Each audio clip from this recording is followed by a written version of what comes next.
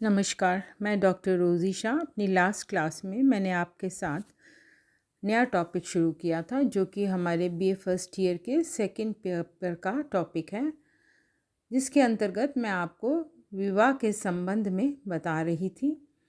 आज उसी को आगे बढ़ाते हैं, उसी चैप्टर को कंटिन्यू करते हैं। आज हम हिंदू विवाह की विशेषताएं, हिंदू विवाह एक धार्मिक संस्कार के रूप में और विवाह के विभिन्न प्रकारों को समझेंगे। हिंदू विवाह की प्रकृति धार्मिक है। कपाड़िया ने लिखा है कि हिंदू विवाह एक संस्कार है। ये पवित्र समझा जाता है क्योंकि ये तभी पूर्ण होता है जबकि ये पवित्र कृत्य पवित्र मंत्रों के साथ किए जाएं। संस्कार का अर्थ जानना भी ज़रूरी है। संस्कार का तात्पर्य है व्यक्ति का शुद्धिकरण करना। विवाह भी अनेक संस्कारों में से एक संस्कार माना गया है और वह गृहस्थ आश्रम का द्वार है। हिंदू विवाह की विशेषताएं या प्रकृति के बारे में अब हम समझेंगे, उसका अध्ययन करेंगे। एक एक बिंदु मैं आपको बताऊंगी कि विवाह की विशेषताएं या प्रकृति, हिंदू विवाह की विशेषताएं या प्रकृति क्या है। विवाह का धार्मिक आधार। यदि हिंदू विवाह के उद्देश्यों का विश्लेषण करें तो हम समझ पाएंगे कि उसमें धर्म की प्रधानता दी गई है। प्रत्येक हिंदू के लिए प्रतिदिन, जैसा कि मैं पूर्व में बता चुकी हूँ, प्रत्येक हिंदू के लिए प्रतिदिन 5 महायज्ञ करना आवश्यक है और ये यज्ञ बिना पत्नी के पूर्ण नहीं माने जाते। इस प्रकार विवाह प्रत्येक हिंदू के लिए आवश्यक धार्मिक कर्तव्य है। हिंदू विवाह का दूसरा उद्देश्य पुत्र प्राप्ति है, क्योंकि वही पिंडदान एवं तर्पण आदि के द्वारा पितरों को नरक से बचाता है। रति को विवाह में सबसे निम्न स्थान दिया गया है। स्पष्ट है कि विवाह के उद्देश्य इसे एक धार्मिक संस्कार का रूप प्रदान करते हैं और विवाह के उद्देश्यों के बारे में विस्तार से मैं अपनी पूर्व की कक्षा में आपको समझा चुकी हूँ। अब हम दूसरी विशेषता इसकी या जानेंगे, ब्राह्मणों की उपस्थिति। हिंदू समाज व्यवस्था में ब्राह्मणों को सर्वश्रेष्ठ माना गया है। विवाह कार्य उसी के द्वारा संपन्न कराया जाता है। किसी कार्य में ब्राह्मण की उपस्थिति उस कार्य की पवित्रता एवं गरिमा को बढ़ाने वाली होती है। धार्मिक अनुसंधान एवं विधि विधान। हिंदू विवाह को एक संस्कार मानने के लिए वे सारे अनुसंधान और विधि विधान भी हैं जो विवाह के दौरान किए जाते हैं। इन धार्मिक कृत्यों के अभाव में विवाह को पूर्ण नहीं माना जाता। विवाह के दौरान संपन्न किए जाने वाले संस्कारों में होम, पनिग्रहण, सप्तपदी, कन्यादान और अग्नि को साक्षी मानकर विवाह। पनिग्रहण में वर वधू दोनों एक दूसरे का हाथ स्वीकार करते हैं और सप्तपदी में वर वधू 7 कदम साथ साथ चलते हैं।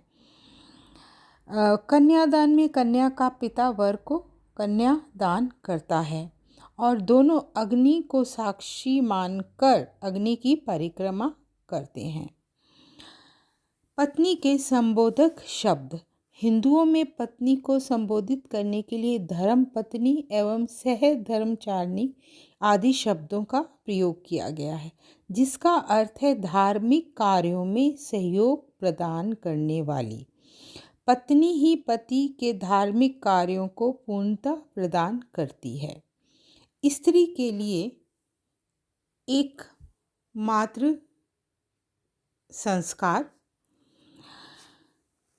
एक हिंदू पुरुष अपने जीवन काल में अनेक प्रकार के संस्कार संपन्न करता है। इन संस्कारों में उसका शुद्धिकरण एवं व्यक्तित्व का विकास होता है, लेकिन स्त्री के जीवन काल में विवाह ही एकमात्र संस्कार है। अन्य संस्कार उसके द्वारा संपन्न नहीं किए जाते हैं। इसके साथ ही मैं आपको बता रही हूँ पतिव्रत का आदर्श। एक हिंदू स्त्री से ये अपेक्षा की जाती है कि वह पतिव्रत धर्म का पालन करे। स्वप्न में भी वह पर पुरुष का, दूसरे पुरुष का चिंतन नहीं करे। वह अपना जीवन पति के चरणों में पति की सेवा के लिए अर्पित कर दे। वह पति की हर सुख सुविधा का ध्यान रखे। पति ही उसके लिए ईश्वर और तीर्थ है। ऐसा धर्मशास्त्रों के अनुसार लिखा गया है। धर्मशास्त्रों में विवाह को स्वर्ग का द्वार माना गया है। विवाह के द्वारा ही व्यक्ति गृहस्थ आश्रम में प्रवेश करता है और गृहस्थ बनकर ही व्यक्ति अपने देव ऋण, पितृ ऋण एवं ऋषि ऋण से मुक्त होता है। वह धर्म, अर्थ, काम और मोक्ष आदि पुरुषार्थों की पूर्ति भी विवाह द्वारा ही कर सकता है। विवाह को मनु स्वर्ग की सीढ़ी बताते हैं। अब अगली विशेषता समझिए। हिंदू विवाह पति पत्नी का जन्मों का पवित्र एवं अटूट बंधन माना जाता है और ऐसी मान्यता है कि जो इस जन्म में पति पत्नी हैं वे अगले जन्म में भी फिर पति पत्नी बनेंगे। भारतीय धर्मशास्त्रों में तलाक एवं परित्याग का कोई स्थान नहीं है। परित्याग मतलब छोड़ देना या तलाक ले लेने का कोई स्थान नहीं है। वेद मंत्रों का उच्चारण। विवाह के समय वैदिक रीति रिवाजों का पालन और वैदिक मंत्रों का उच्चारण किया जाता है। वेदों को हिंदुओं में बहुत ही पवित्र माना जाता है और वेदों में लिखा है कि वे ईश्वर के मुख से निकले वाक्य माने जाते हैं। वेदों में जो लिखा है वह ईश्वर के मुख से निकले वाक्य माने जाते हैं। वैदिक मंत्रों का उच्चारण भी विवाह को धार्मिक संस्कार बनाते हैं। अग्नि की साक्षी। यहाँ पर आप ये जो देख रहे हैं वेदों मंत्रों का उच्चारण, उसके साथ ही ये पॉइंट है अग्नि की साक्षी। ब्राह्मणों एवं वेदों की भांति अग्नि को भी पवित्र माना गया है। उसको साक्षी मानकर ही, यानी अग्नि को साक्षी मानकर ही वर वधू विवाह बंधन में बंधते हैं। साथ ही वर वधू के सुखी एवं संपन्न जीवन के लिए अग्नि से कई प्रकार की प्रार्थनाएं भी की जाती हैं। कन्यादान। कन्यादान को धर्मशास्त्रों में श्रेष्ठ दान बताया गया है और इसे बहुत बड़ा पुण्य कार्य माना गया है। कन्यादान देना और लेना दोनों ही श्रेष्ठ कार्य हैं। ये कार्य ईश्वर, अग्नि और ब्राह्मण की साक्षी में किया जाता है। ये एक पवित्र एवं धार्मिक कार्य है। इस दृष्टि से भी हिंदू विवाह एक संस्कार है। धार्मिक आदेशों एवं निषेधों का महत्व। हिंदू विवाह में एक विवाहित जोड़े के लिए अनेक धार्मिक कार्य करने के आदेश दिए गए हैं। जैसे विवाहित व्यक्ति को प्रतिदिन पंच महायज्ञ करना, दान देना, अतिथि सत्कार करना, ईश्वर की पूजा अर्चना करना। दूसरी ओर विवाह से संबंधित कुछ निषेध भी हैं। जैसे एक व्यक्ति को अपने गोत्र, प्रवर व सपिंडियों से तथा विजातीय लोगों से विवाह नहीं करना चाहिए। ऐसा करना धार्मिक कार्य नहीं माना जाता। अभी जिन तथ्यों को हमने जाना उसके आधार पर हिंदू विवाह की जो प्रकृति है वह धार्मिक है। जो विशेषताएं आपको मैंने अभी समझाई उनके आधार पर हम कह सकते हैं कि हिंदू विवाह की जो प्रकृति है वह धार्मिक है। लेकिन इसके साथ ये भी आपको बताना चाहूँगी कि वर्तमान में हिंदू विवाह अधिनियम 1955 के पारित हो जाने के बाद हिंदू विवाह की संस्कारात्मक प्रकृति समाप्त हो गई है और ये मात्र एक सामाजिक समझौता रह गया है। यद्यपि न्यायालय ने हिंदू रीति से संपन्न विवाह को एक संस्कार के रूप में स्वीकार किया है, फिर भी विवाह विच्छेद की स्वीकृति के कारण अब विवाह अटूट बंधन नहीं रह गया है। अब हम विवाह के प्रकार या भेद कौन कौन से हैं इन्हें समझेंगे। विवाह के मैं 3 प्रकार के आपको बताने जा रही हूँ। एक तो एक विवाह, दूसरा बहुविवाह और तीसरा समूह विवाह। सबसे पहले मैं आपको एक विवाह के बारे में बताऊंगी। एक विवाह, जैसा कि आपको नाम से ही स्पष्ट है, बुकेनोविक के अनुसार उस विवाह को एक विवाह कहना चाहिए जिसमें ना केवल एक पुरुष की एक पत्नी या एक स्त्री का एक ही पति हो, बल्कि दोनों में से किसी की मृत्यु हो जाने पर भी दूसरा पक्ष अन्य यानी दूसरा विवाह ना करे। एक विवाह में एक समय में एक पुरुष एक ही स्त्री से विवाह करता है। इसके भी कई रूप पाए जाते हैं। एक रूप वह है जिसमें एक पुरुष का एक ही स्त्री से विवाह होता है और किसी एक पक्ष की मृत्यु हो जाने पर दूसरा पक्ष विवाह नहीं करता। इसे केवल एक विवाह कहते हैं। यानी जब मृत्यु हो जाती है पति या पत्नी में से किसी की, तो कोई भी दोबारा विवाह नहीं करता, तो उसे कहते हैं केवल एकल विवाह।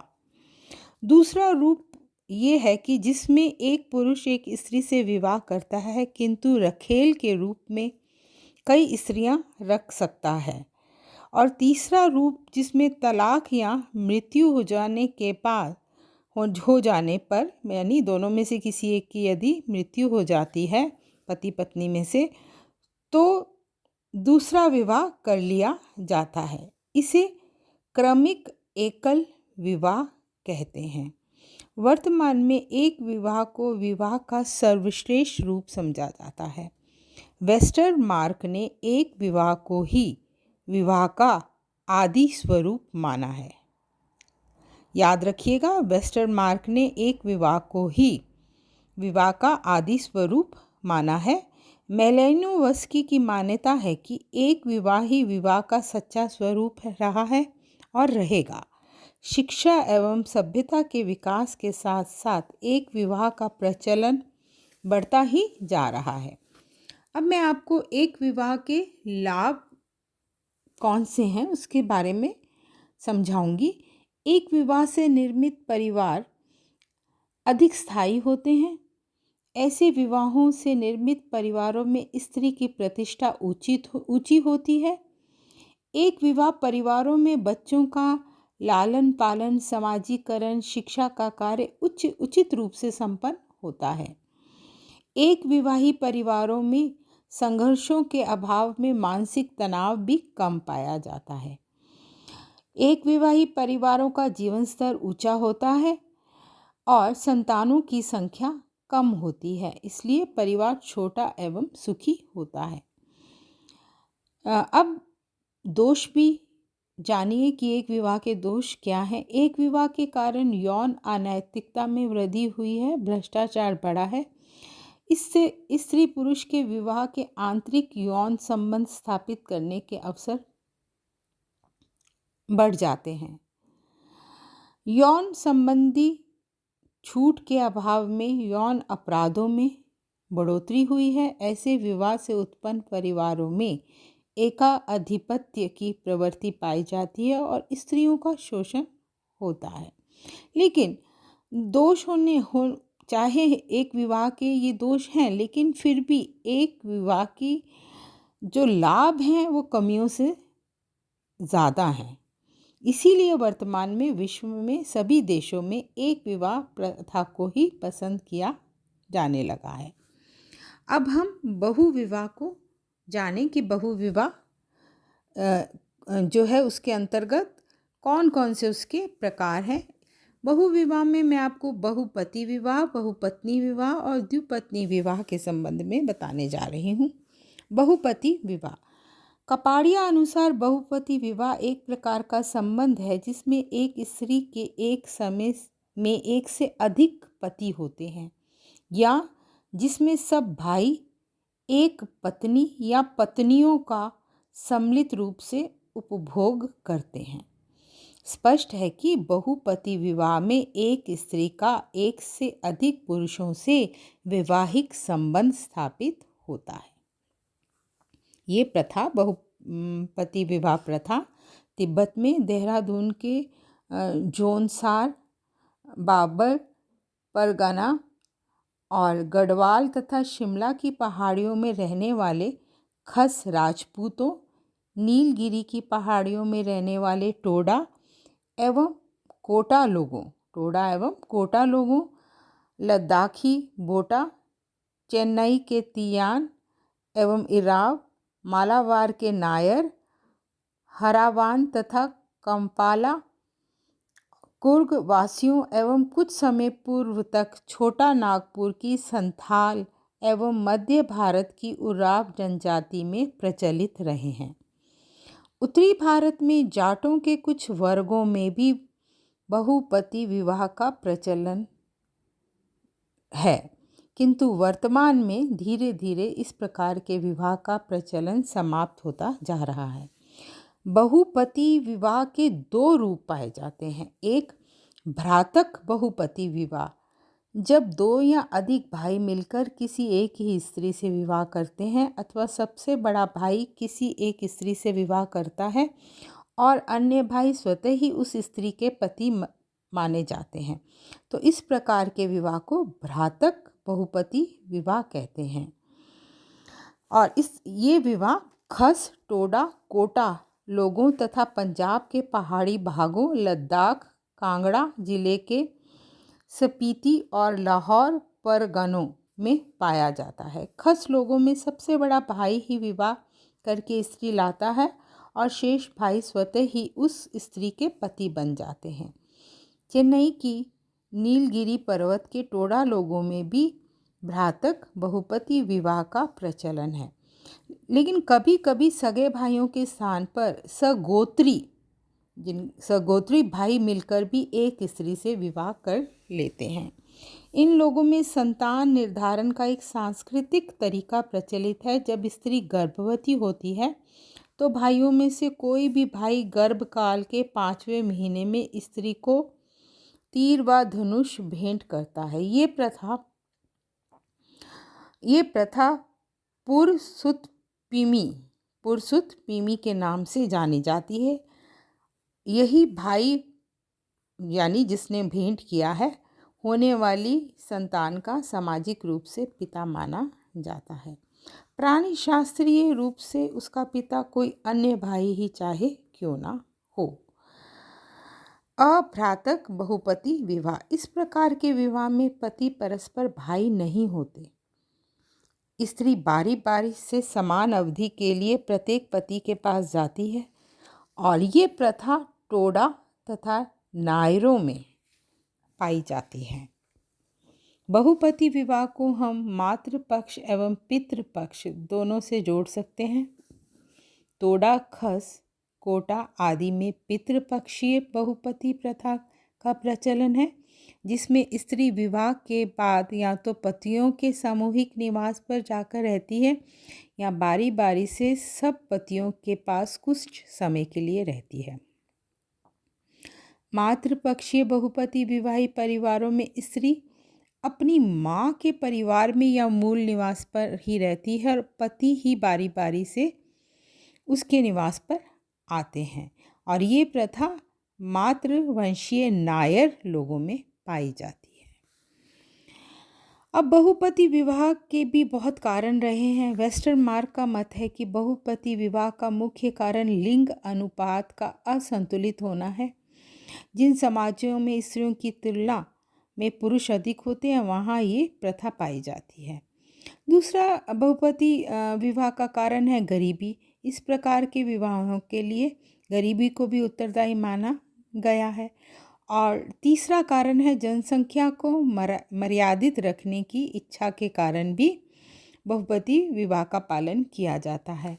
और चौथा है वधु मूल्य। कई समाजों में बहुपति विवाह का कारण वधु मूल्य की अधिकता है और वधु मूल्य ना जुटा पाने के कारण ही सामूहिक रूप से मतलब ये बहुपति विवाह का चलन है। संपत्ति के विभाजन को रोकने के लिए भी, ये भी एक कारण है, संपत्ति के विभाजन को रोकने के लिए भी बहुपति विवाह का प्रचलन पाया जाता है। इसके अतिरिक्त एक कारण है भौगोलिक परिस्थितियाँ। टोडा एवं खस लोग जिन स्थानों पर रहते हैं वहाँ कृषि योग्य भूमि का अभाव है और संपूर्ण प्रदेश पथरीला एवं पहाड़ी है, अतः इन्हें प्रकृति से कठोर संघर्ष करना पड़ता है जिसमें अकेला व्यक्ति असक्षम है। अतः सभी भाई मिलकर ही परिवार की स्त्री एवं बच्चों का भरण पोषण करते हैं। एक अन्य कारण है बहुपति विवाह का धार्मिक कारण। खस लोग अपने आप को पांडवों के वंशज मानते हैं, अतः वे भी द्रौपदी विवाह का पालन करते हैं। इस बहुपति विवाह के परिणाम, बहुपति विवाह के विभिन्न परिणाम हैं जिनमें से कुछ मैं आपको बताती हूँ। बहुपति विवाह के कारण कम संतानें पैदा होती हैं, संपत्ति की संयुक्तता बनी रहती है, कृषि योग्य भूमि का बंटवारा न होने से भूमि टुकड़े टुकड़े होने से बच जाती है, परिवार का विभाजन एवं विघटन नहीं हो पाता है। ऐसे विवाह के कारण परिवार को अपनी आवश्यकताओं की पूर्ति करने के लिए आर्थिक क्रियाओं के संपादन में सभी का सहयोग मिलता है। इसके साथ ही प्रकृति से संघर्ष भी सामूहिक रूप से किया जाता है। ये गुण हैं जो मैंने आपको भी बताया, बहुपति विवाह के परिणाम या गुण हैं। लेकिन बहुपति विवाह के कुछ दोष भी हैं जो इस प्रकार हैं। इस प्रकार के विवाह के कारण स्त्रियों में बांझपन आ जाता है। बहुपति विवाह में लड़कियों की तुलना में लड़के अधिक पैदा होते हैं, अतः स्वतः ही यौन असंतुलन उत्पन्न हो जाता है। फलस्वरूप बहुपति प्रथा स्वतः चलती रहती है। बहुपति विवाह में एक स्त्री को कई पुरुषों से यौन संबंध रखने होते हैं, इस कारण से यौन रोग पनपते हैं और स्त्री का स्वास्थ्य खराब हो जाता है। इस प्रकार की विवाह प्रथा वाले समाजों में स्त्रियों को अधिक यौन स्वतंत्रता प्राप्त होने से वहाँ यौनिक अनैतिकता बढ़ जाती है। अभी मैंने आपको बहुपति विवाह के बारे में समझाया, अब मैं आपको बहुपत्नी विवाह के बारे में बताने जा रही हूँ। बहुविवाह का एक रूप बहुपत्नी विवाह भी है, जिसमें एक पुरुष एक से अधिक स्त्रियों से विवाह करता है। कपाड़िया का मत है कि भारतवर्ष में बहुपति विवाह का प्रचलन वैदिक युग से वर्तमान समय तक प्रचलित रहा है। अल्टेकर का मत है कि बहुपत्नी प्रथा धनी शासक अभिजात वर्ग के लोगों में सामान्य थी। बहुपत्नी विवाह के भी दो रूप पाए जाते हैं, एक सीमित और एक असीमित।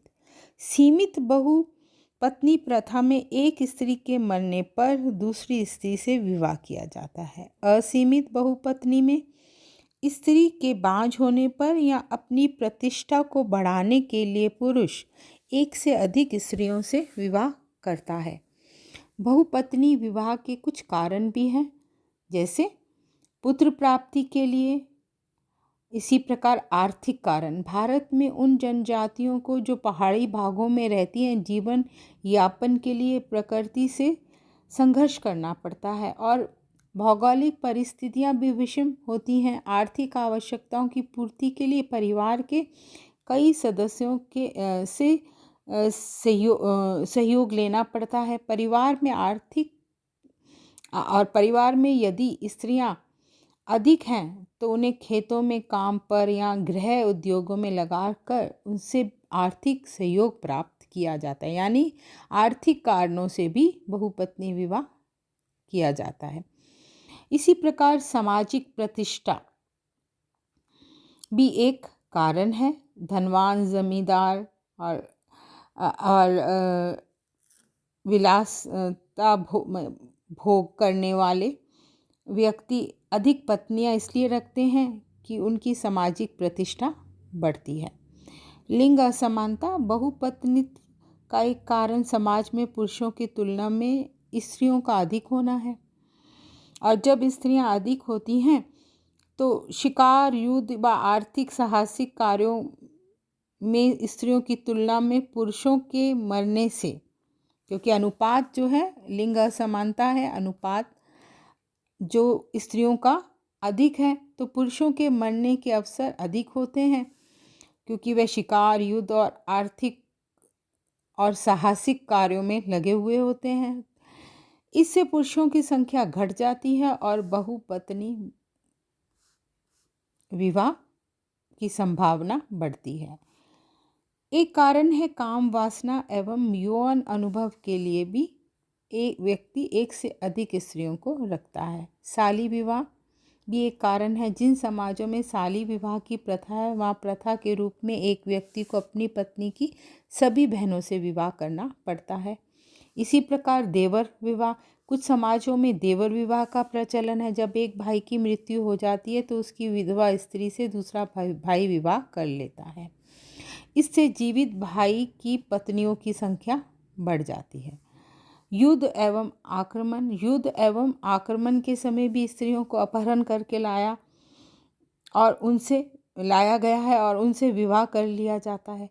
इसी प्रकार कई जनजातियों में घर की उचित देखरेख एवं बच्चों के पालन पोषण के लिए एक से अधिक पत्नियां रखना अच्छा माना जाता है। बहुपत्नी विवाह के परिणाम या लाभ कौन से हैं, ये अब मैं आपको बताऊंगी। बहुपत्नी के कारण सभी पुरुषों की जो यौन इच्छाएं परिवार में पूरी हो जाती हैं। इससे समाज में फिर भ्रष्टाचार और अनैतिकता में वृद्धि होने की संभावना कम रहती है। परिवार में अनेक स्त्रियां होने पर बच्चों का लालन पालन और घर की देखभाल अच्छे से हो जाती है। इसी प्रकार आर्थिक आवश्यकताओं की पूर्ति में भी स्त्रियां सहायक होती हैं। किसी समाज में पुरुषों की तुलना में स्त्रियों की अधिकता हो और एक विवाह प्रथा का पालन किया जाए तो ऐसी दशा में स्त्रियों को विवाह से वंचित रहना पड़ेगा। इसलिए भी बहुपत्नी विवाह का ये एक लाभ है कि उन्हें विवाह से वंचित नहीं रहना पड़ता। इसी प्रकार बहुपत्नी विवाह समाज के अधिकांश धनी एवं समृद्ध लोगों में पाया जाता है। अतः ऐसे विवाह से उत्पन्न संतानें शारीरिक एवं मानसिक दृष्टि से उत्तम होती हैं।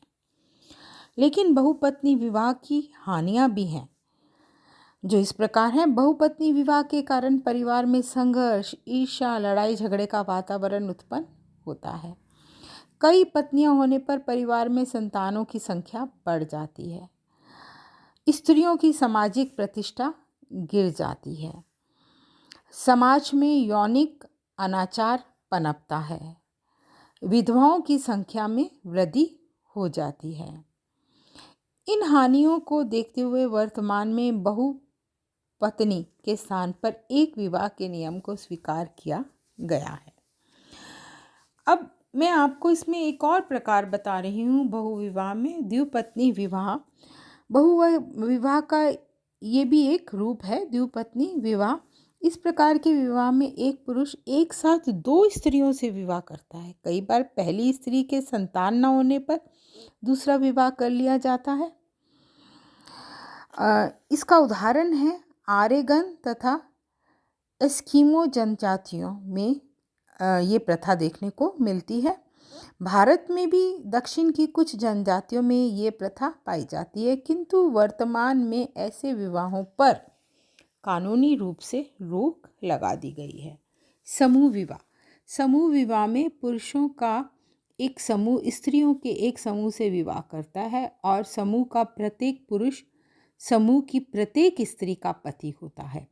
परिवार और विवाह की प्रारंभिक अवस्था में ये स्थिति रही होगी, ऐसे उद्विकासवादियों की धारणा है। ये प्रथा ऑस्ट्रेलिया की जनजातियों में पाई जाती है, जहां एक कुल की सभी लड़कियां दूसरे कुल की भावी पत्नियां समझी जाती हैं। वेस्टरमार्क कहते हैं कि ऐसे विवाह तिब्बत, भारत एवं श्रीलंका के बहुपति वाले समाजों में पाए जाते हैं। टोडा लोगों में बहुपति एवं बहुपत्नी का सम्मिश्रण हो रहा है, क्योंकि उन्होंने बालिका वध की प्रथा त्याग दी है, अतः उनमें स्त्रियों की संख्या बढ़ गई है।